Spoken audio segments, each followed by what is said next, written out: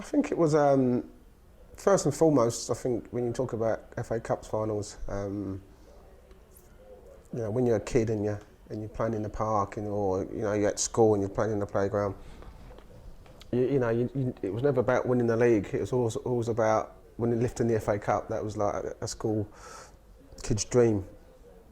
So to play in one, at a young age at 21, my first year at Manchester United was like a dream come true. I think when you look at the football today and you talk about Champions League, the Premier League, it seems bigger than the FA Cup. Then it wasn't. The FA Cup was massive, and for me, it's still the biggest domestic trophy in the world. And so to get there, was tough enough. I remember Mark Hughes scoring in the semi-finals, last minute.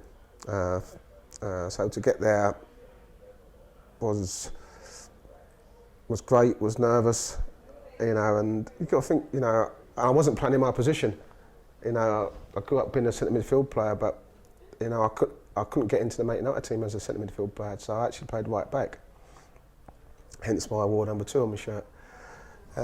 Excuse me. And I remember the build up. And you're so nervous, and everyone's quiet in the changing room, and because it'd been a tough season league-wise. I think we were 13th in the league, weren't really doing well.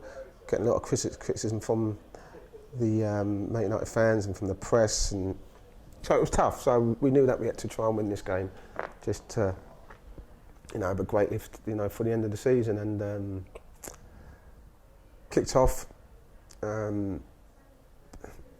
Hot day. It was a hot day. I mean hot. In the first 10 minutes, I remember being tired. Because I think what people don't understand is because when you're nervous before a cup final, you get nervous energy. So and then you walk out onto the pitch and it's roasting hot, and you see all the crowd and you see that, you think, wow. So you kind of I found it hard to get into the game, but it was okay. It was okay. We played, and I remember they scored.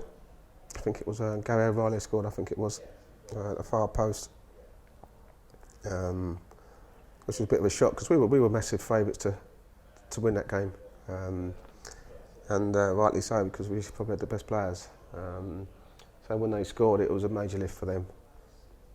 Then obviously Robbo scored with a header, if I remember rightly. Can't remember how it went after that. I think we went 2-1 up, did we? I think, if I remember. And then Ian Wright come on and scored 2 great goals. And then I remember when he scored the third goal, and I thought, I felt deflated. I got cramp in both legs. I couldn't walk, and it was going to extra time, and I just thought, am I going to get through this? Especially, as a young kid, I'm not used to be playing in cup finals. And then Sparky, Mark Hughes, got the equaliser to make it 3-3, and it was a great game. It was a great, entertaining game. It was a thrilling game. It was end to end. Chances for both teams. And I remember walking off the pitch and, seeing Ian Wright, and he was crying and he was upset, because obviously he'd thought he'd won a cup from him. And I just said to him, listen, right, you're going to win many more things. I think he was disappointed because he didn't start. He just come back from a broken leg. So he didn't start, which was a relief to us because we knew how good he was. And we knew what a pain in the butt he was. He winds people up, and so it was a great relief for Pallister and Bruce that he didn't start. But he was a great striker, great player, and I said, listen, you win many more trophies and medals, and you've also got another chance on Thursday night, so don't be too upset about it. That was the start of our friendship for me and Ian Wright. That's, sometimes people say, what do you remember about the 1990 FA Cup final? And I actually remember that's the start of our friendship, my friendship with Ian Wright. That still continues today, 26 years on. And I remember going back into the changing room, and everyone was like deflated and down and, disappointed. And, and Alex was like, listen, chaps, we were 15, 20 minutes away from losing it. Now we've got another 95 minutes or 90 odd minutes on Thursday to try and win it. And that was it. And so we were cool, we were fine. And then on the Wednesday we did some team play, and I remember Archie Knox reading out the team, and it was the same team, but we kind of missed the goalkeeper. he'd put in Les Seeley instead of Jim Leighton. But everyone else was the same. And that was kind of a little bit of distraction for us, you know, because we couldn't understand why Jim Leighton wasn't playing. Apart from the first goal, which he could have done better, he'd probably say that himself. He did everything okay. And there was no reason for us to think that Alex would change anything. So when he put Les in goal, it was a shock, it was a distraction. Because our minds was taken away from what we were planning to do tomorrow Thursday night to why Jim wasn't playing, and and we all felt sorry for him, felt devastated for him, and I don't think Jim ever got over that. I think he left the club 2 or 3 months later, and it was sad. It was sad, really, really sad, because he was a good friend of mine, Jim Leighton, also. But Sir Alex is one of those people who gets to make big decisions, and that was the decision he felt was right, and won the game 1-0. Lee Martin scored the winner.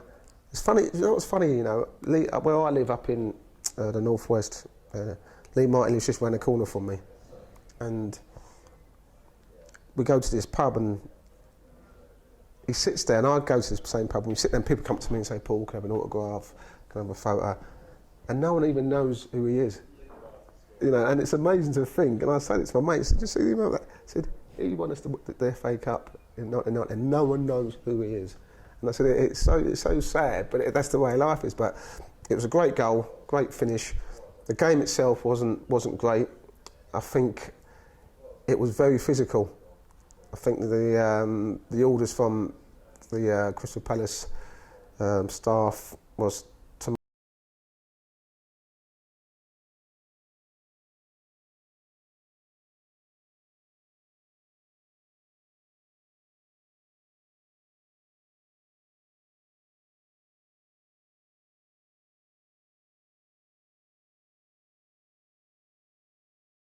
at their rhythm, and it wasn't a great spectacle for a replay, but what they don't understand is that Man United teams in those days could do both.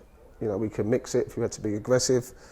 We've been down to Wimbledon before with Vinnie Jones and Fash and all those people, so we knew we could mix it with the best of them. So it wasn't a problem with us. We just dealt with how it was going to be on that day, on that night, and we knew if we got that little bit of quality, we could go and win the game, and that's what it was, a bit of quality and a great finish from Lee Martin.